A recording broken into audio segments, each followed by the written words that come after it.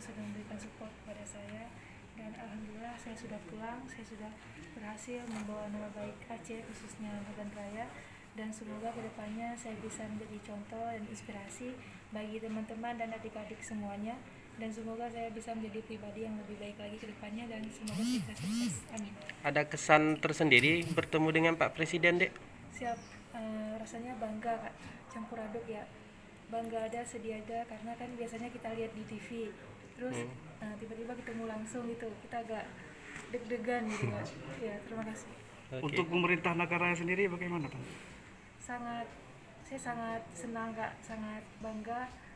Saya sangat bahagia karena disambut dengan meriah di sini, walaupun dengan acara yang sederhana, tapi itu suatu sangat berarti di hidup saya, gitu, pengalaman yang sangat berkesan di hidup saya. Siap. Oke, makasih. Satu lagi, Ya, mungkin tadi kan ada dukungan juga dari pemerintah, misalkan dari Pak Bupati.